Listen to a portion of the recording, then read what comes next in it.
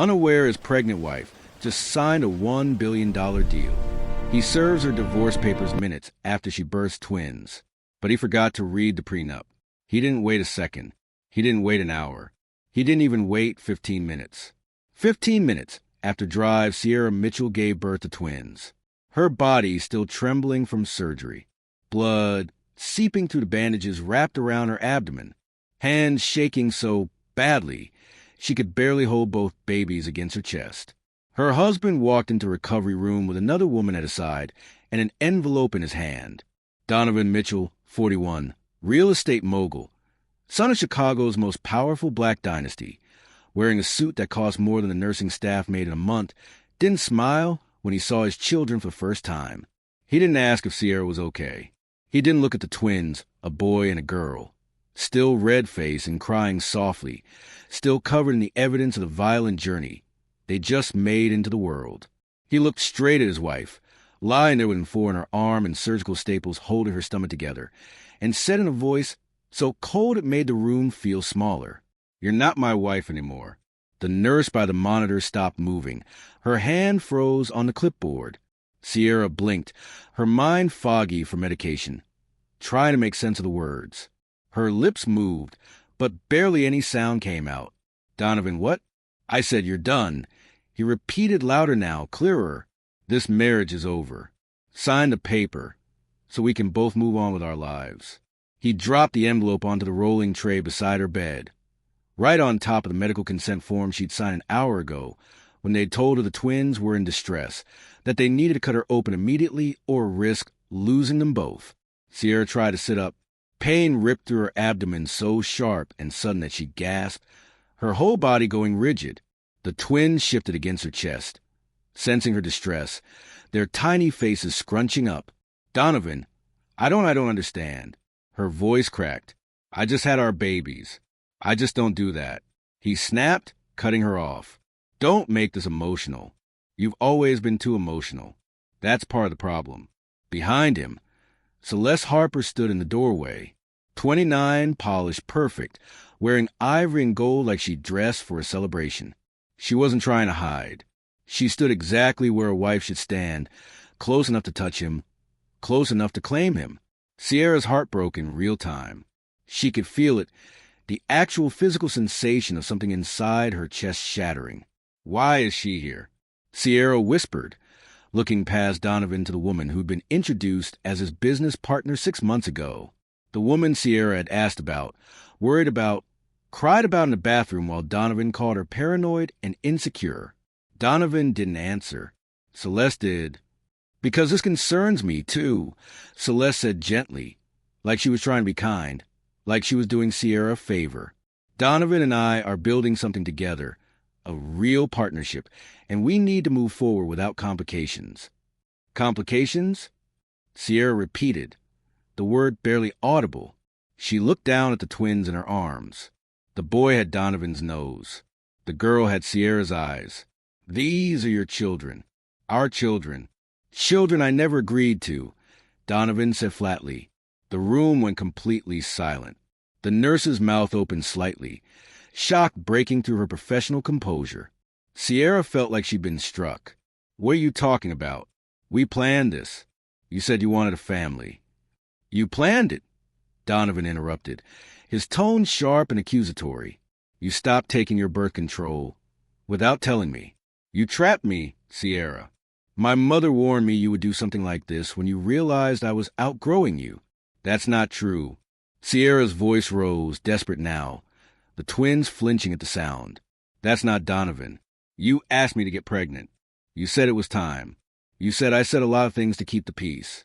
Donovan cut her off again. "But let's be honest. You haven't been a real wife in years. You gave up your career, that research job you loved so much. And for what? To hide in the house, play around in the basement with test tubes like it was a hobby while I built an empire." Sierra's whole body started shaking. Not from cold, from something deeper. "You told me to quit," she said, her voice breaking completely now. "Your mother said it made you look weak, like you couldn't provide for your own wife. She said no Mitchell woman works while her husband builds legacy. And you listened," Donovan said, as if that proved his point. You gave up without a fight. That told me everything I needed to know about you. Celeste shifted her weight, and Sierra caught it. The small, satisfied smile. The look of a woman who believed she'd already won. You came from nothing, Sierra. Donovan continued, each word designed to cut. A single mother in Detroit. Student loans. You're probably still paying off. No family name, no connections, no pedigree. I gave you everything. My name, my status, access to a world you never could have touched on your own. And you gave me what? Mediocrity. Dependency. Sierra couldn't breathe. The twins were crying now softly, as if they could feel their mother falling apart. I loved you, she whispered. Donovan's jaw tightened. Love doesn't build dynasties, he said coldly. Ambition does, vision does, and you have neither. He tapped the envelope again. Sign it. My lawyer already filed everything downtown. This is just a formality. You'll get a settlement enough to start over somewhere appropriate. Somewhere that fits who you actually are. I can't even stand up, Sierra said, tears streaming down her face now, hot and fast. Donovan, I just had surgery. I can't. That's not my problem anymore, he said, checking his watch. I have a meeting in 45 minutes. Sign the papers now, or I'll have my attorney serve you officially tomorrow. Either way, this is done. The nurse finally moved, stepping forward slightly. Sir, she said carefully, her voice tight, your wife just came out of major surgery. She's not in a condition. Donovan turned his head slowly and looked at the nurse with an expression that made her stop mid-sentence. This is a private family matter, he said quietly. I'd appreciate it if you stayed out of it. The nurse hesitated, looking at Sierra with clear concern, but Sierra shook her head slightly, a tiny, defeated movement that said, don't fight this for me. I can't protect you, too. The nurse stepped back but didn't leave. She stayed by the wall, arms crossed, watching. Celeste spoke again, her voice soft, almost compassionate. It's better this way, Sierra, she said. Clean, no drama, no custody battles. Donovan's being more generous than most men would be. You'll have time to heal, time to figure out what you want to do next. Generous? Sierra's voice came out hollow, broken. She looked at the woman standing beside her husband and saw no guilt, no shame, just calm certainty. Donovan pulled a pen from his jacket pocket and set on top of the envelope. Last chance, he said. Sign it now and we do this quietly. Fight me and I'll make sure everyone knows exactly what kind of woman you really are. Sierra stared at the pen, at the envelope, at the man she'd loved for 8 years. The man whose child she'd carried through hyperemesis. So severe she'd been hospitalized twice. The man she'd rearranged her entire life for.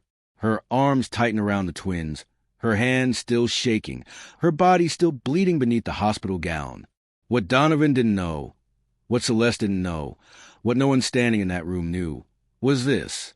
6 hours earlier, while Sierra was being wheeled into the operating room, her phone had buzzed with a notification. A single email from her attorney with a subject line that read, Executed. The patent she'd been developing in that basement Donovan mocked. The gene editing process that could cure sickle cell disease, the disease that had killed her baby brother when she was 19 years old, had just been licensed to Vertex Biopharmaceuticals for $1.22 billion, and buried in the prenup Donovan had signed 8 years ago, the one his father insisted on to protect Mitchell family assets, the one Donovan bragged about at their rehearsal dinner, the one he never read past the signature page. Was a clause Sierra's late research mentor had helped her write, a clause that protected any intellectual property she developed during the marriage, and a penalty clause. If either spouse files a divorce within 60 days of the other spouse signing a major financial contract, the filing spouse forfeits 40% of their personal net worth as liquidated damages. Donovan had just filed today, exactly 6 hours and 14 minutes after the 60-day clock started. But here's what nobody in that room could see. Why was Donovan so desperate to divorce her today? Not last week, not next month, but right now, minutes after she gave birth. Who told him to move this fast? And what did they think they knew? And why was Celeste really there? Just the mistress or the architect of something much darker. If you're watching this without subscribing, you're doing exactly what Donovan did. underestimating the woman who's been 10 steps ahead the whole time. Don't make his mistake. Hit that subscribe button and tell me in the comments, what do you think Donovan's about to lose? Sierra's fingers didn't reach for the pen. Instead, they tightened around her babies, holding them closer, feeling their warmth against her chest, the only real thing in a room that suddenly felt like a nightmare she couldn't wake up from. Donovan's eyes narrowed. Sierra, sign it. She looked up at him slowly, her vision blurred by tears. And for just a moment, she saw him differently. Not as the man she'd fallen in love with 9 years ago at a medical conference in Boston. Not as the man who'd brought her coffee every morning during her residency. Not as the man who'd once told her that her mind was the most beautiful thing about her. She saw him as he actually was, a stranger, a man who could look at his own children, minutes old, still struggling to breathe in a world that had just become infinitely colder and feel nothing. "I need time," she whispered, her voice so soft it barely carried across the bed. "Please, just give me time to think." Donovan laughed. It wasn't warm. It wasn't even cruel. It was empty. Time? You've had 8 years, Sierra. 8 years to prove you belonged in my world. You failed. Celeste stepped closer, her heels clicking softly against a linoleum floor. She placed a manicured hand on Donovan's shoulder. Possessive, comfortable, practiced. "Donovan, maybe we should—" No, he didn't look at her. His eyes stayed locked on Sierra. She needs to understand this is happening whether she accepts it or not. "I'm not asking anymore. I am telling." The twins began to cry harder now, their small bodies trembling. Sierra tried to adjust them, tried to soothe them, but her hands were shaking too badly. The boy, she'd already decided to name him Micah, turned his tiny face toward her chest, searching instinctively for comfort, for food, for safety. The girl, Asha, she thought after her grandmother, whimpered softly, her little fists clenched tight. "Your children are crying," Sierra said, looking directly at Donovan. Don't you feel anything?" He glanced down at the twins for the first time since entering the room. His expression didn't change. "They'll be fine," he said dismissively. "Children are resilient. They won't even remember this." "But I will," Sierra whispered. "Good," Donovan said flatly. "Maybe it'll teach you something about reality." The nurse against the wall shifted uncomfortably, and Sierra caught her eye. The woman looked torn, professionally obligated to stay neutral, but humanly unable to watch this without feeling something. Sierra recognized that look. She'd worn it herself during her years in emergency medicine, watching families tear each other apart over hospital beds. Celeste cleared her throat delicately. "Sierra," she said, her tone shifting to something that might have sounded like sympathy if you didn't listen closely. "I know this is hard, but dragging out will only make it worse for everyone, including them." She nodded toward the babies. Sierra felt something cold settle in her chest. Not fear, not even anger yet. Something else. Clarity. "How long?" Sierra asked quietly. Donovan frowned.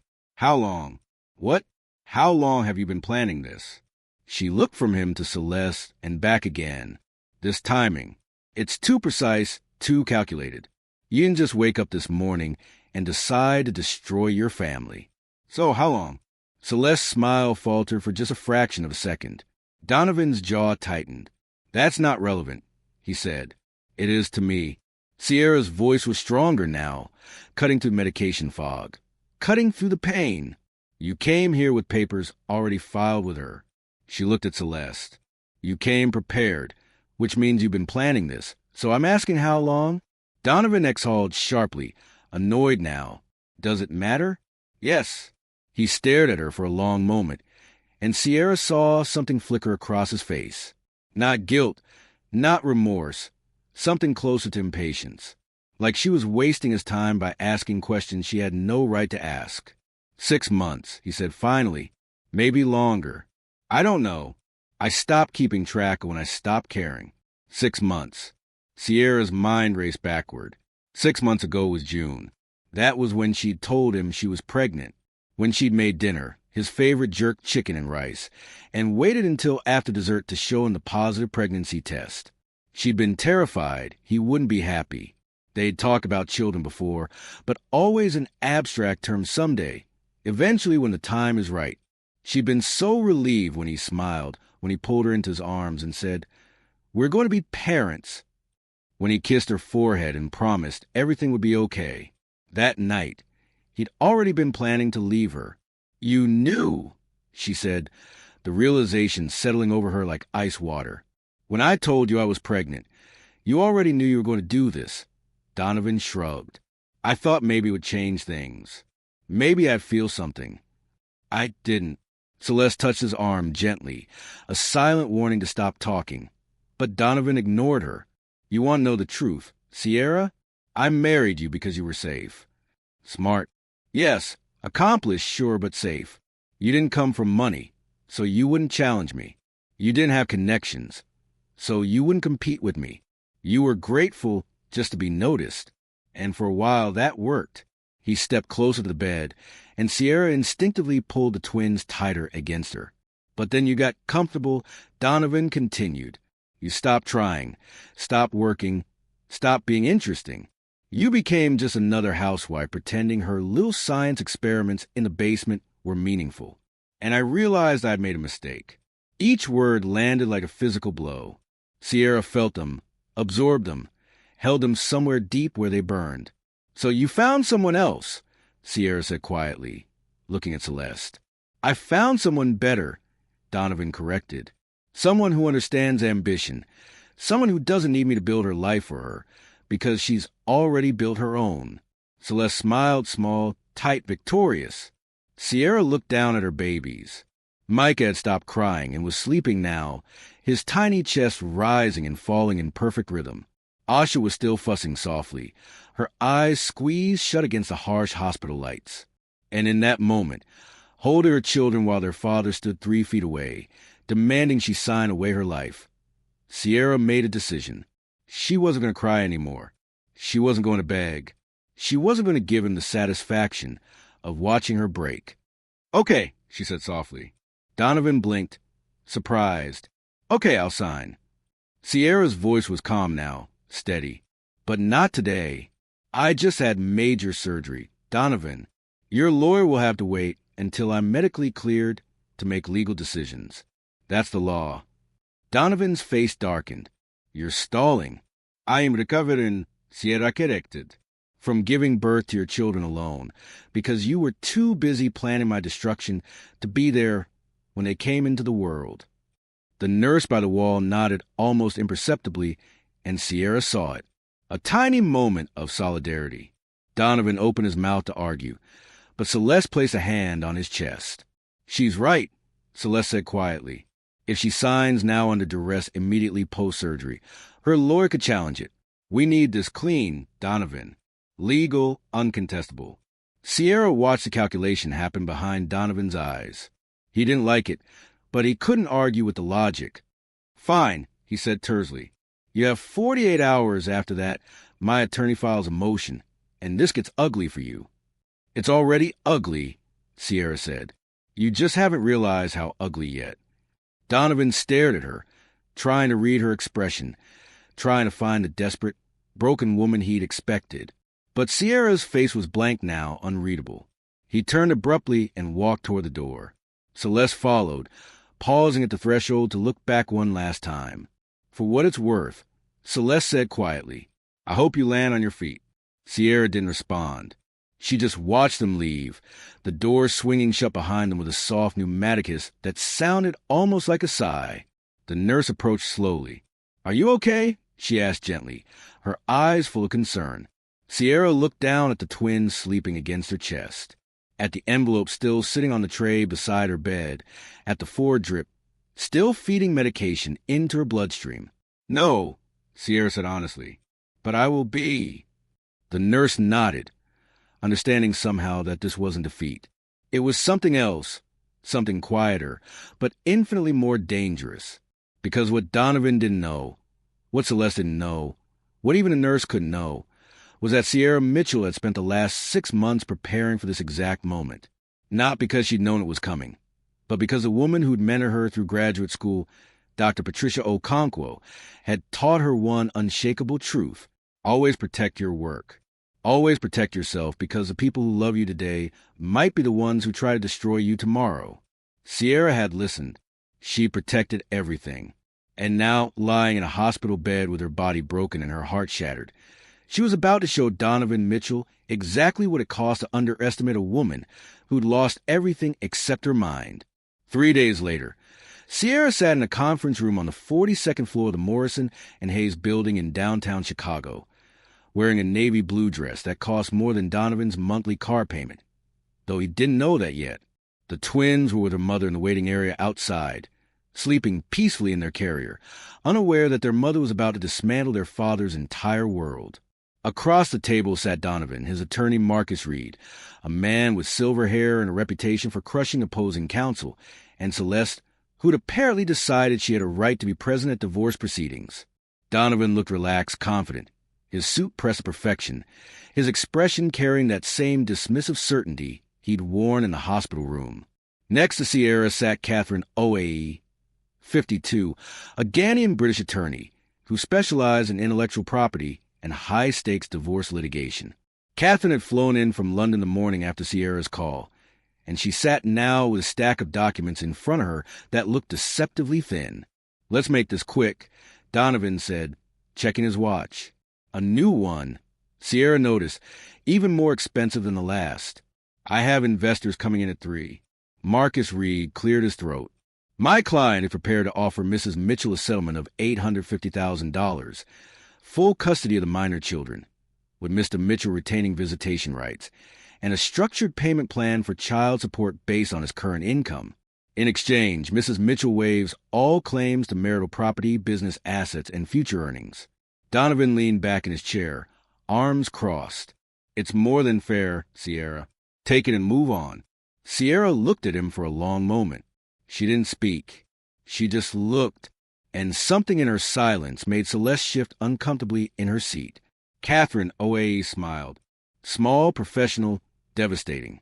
Mrs. Mitchell will not be accepting that offer," she said calmly.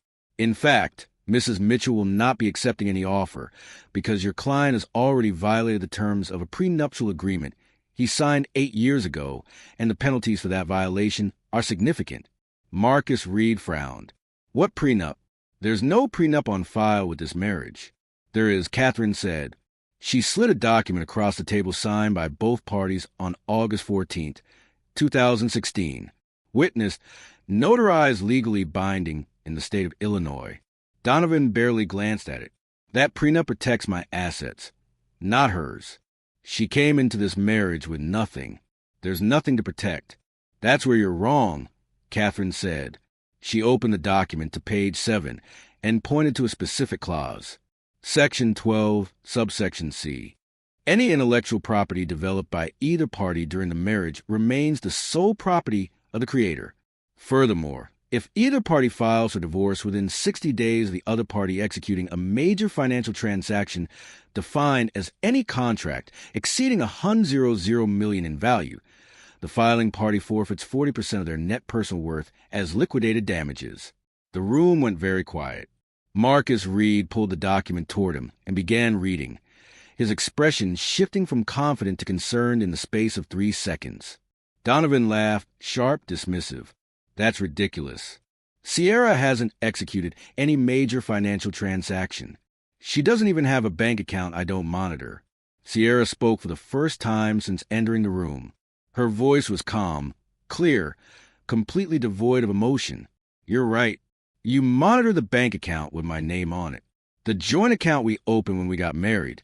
The one where my direct deposits used to go before you convinced me to quit my job." She paused, letting that sink in. "But you never monitored the account I opened when I was 23. The one that's still in my maiden name. The one connected to Mitchell Biosolutions, LLC, the company I registered 3 years before we met." Donovan's smile faltered. "What company?" Catherine slid another document across the table. "Mitchell Biosolutions, a Delaware LLC established in 2013, solely owned by Sierra Mitchell, formerly Sierra Hayes. For the past 8 years, Mrs. Mitchell has continued her research independently using her own equipment, her own funding, and her own intellectual labor. The basement laboratory your client so frequently mocked. That's where she developed a gene editing protocol that corrects the mutation responsible for sickle cell disease. Sierra watched Donovan's face. She saw the exact moment understanding began to dawn. Slow, terrible, irreversible. On the morning of November 18th, Catherine continued. Approximately 6 hours before your client filed for divorce, Mrs. Mitchell executed a licensing agreement with Vertex Biopharmaceuticals. The deal was valued at $1.2 billion, with $400 million paid up front and royalty percentages that will generate substantial ongoing income for the next 20 years. Marcus Reed's face had gone completely pale. He was reading the prenup now with the focused intensity of a man watching his case collapse in real time. That means, Catherine said, her voice taking on a harder edge. Your client filed for divorce exactly 6 hours and 14 minutes after the 60-day penalty period began, which means, according to the contract he signed and never bothered to read, Donovan Mitchell now owes Sierra Mitchell 40% of his net worth. She slid a third document across the table.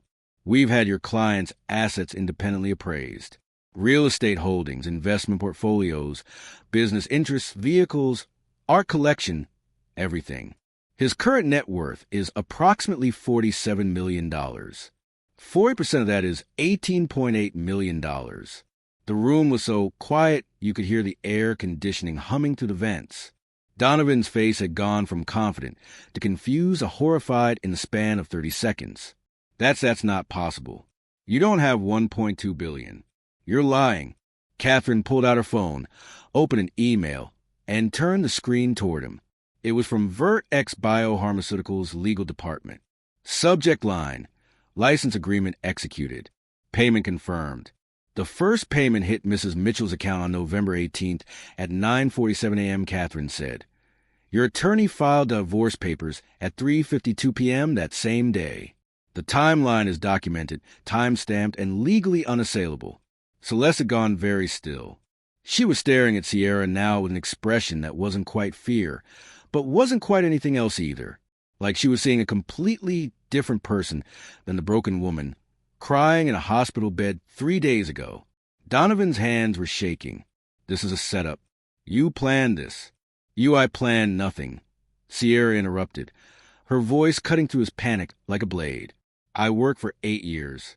While you told everyone I was wasting my time in the basement, I was building something that mattered.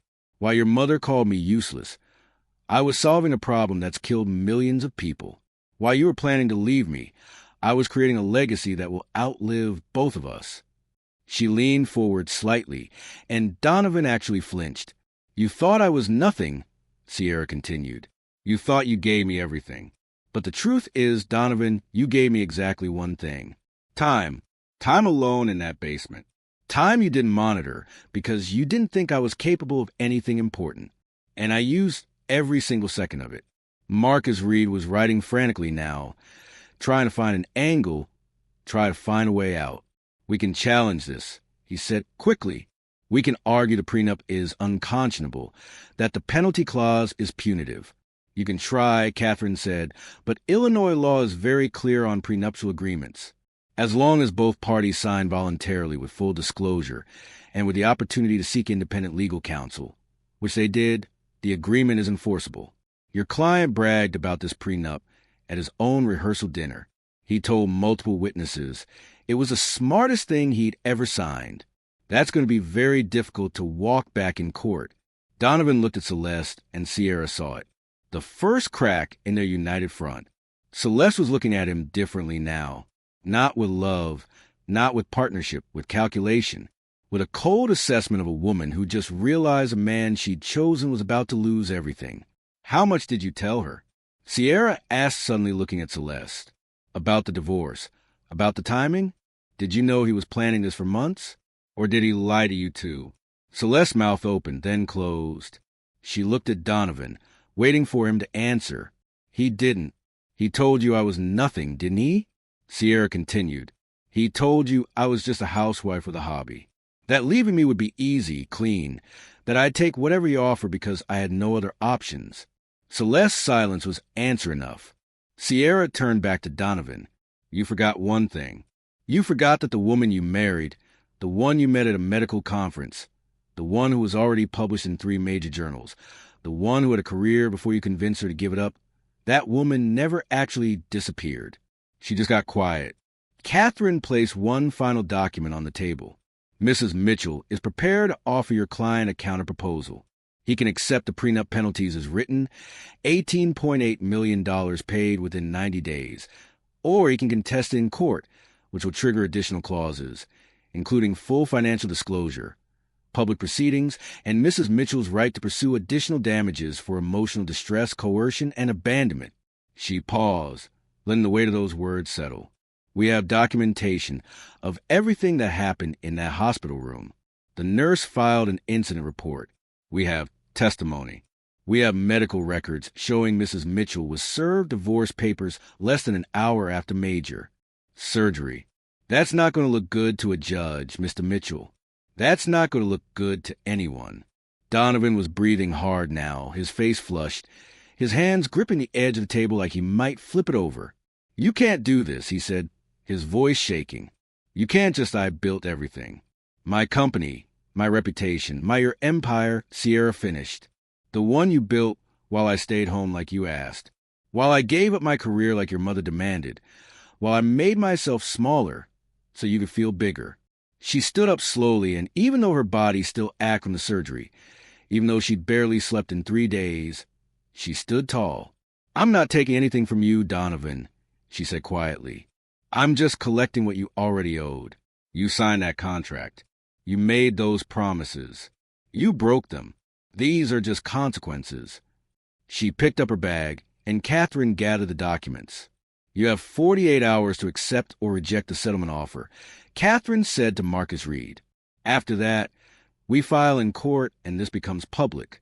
I'll let you advise your client accordingly. Sierra walked toward the door and then stopped. She turned back one last time. By the way, she said, looking directly at Donovan, the twins are doing beautifully. Micah smiled. Yesterday, Asha is already trying to hold her head up. They're strong, resilient. They got that from me, not you. She left the room without waiting for a response. Catherine following close behind. In the hallway, her mother was waiting with the twins, both awake now, looking up at her with dark, curious eyes. Sierra picked them up, one in each arm, feeling their weight, their warmth, their absolute trust that she would keep them safe. And for the first time in 3 days, she smiled. Because Donovan Mitchell had tried to destroy her at her weakest moment, and instead, he destroyed himself. He'd filed for divorce thinking she had nothing, not knowing she had everything. He'd walked into that hospital room with power and walked out with none. And now the whole world was about to learn exactly what it cost to underestimate a woman who'd spent 8 years building something that mattered while everyone around her wasn't paying attention. 6 weeks later, the settlement was finalized. Donovan paid the $18.80 $8 million. His real estate company took a massive hit when investors learned about the divorce and the circumstances surrounding it. Celeste left him 2 weeks after the conference room meeting. Apparently, ambition recognized a sinking ship when it saw one. Sierra used part of the settlement to establish the Marcus Hayes Foundation, named after her brother, funding sickle cell research and providing financial assistance to families affected by the disease. She bought a house in Oak Park with a real laboratory in the basement, not a converted storage space, but a state-of-the-art facility where she could continue her work.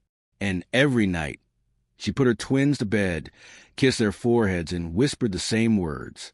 You are loved, you are safe, and you will never have to make yourself smaller for anyone. Donovan Mitchell learned a lesson he should have learned years earlier. Never underestimate the woman who stays quiet. Because sometimes silence isn't weakness. Sometimes it's just focus. And sometimes the woman you thought had nothing was just waiting for the right moment to show you exactly who she'd been all along. Dear viewers, thank you for being here. If you've made it this far without subscribing, you're missing out on stories that will move you, inspire you, and remind you that power isn't always loud. Sometimes it's patient.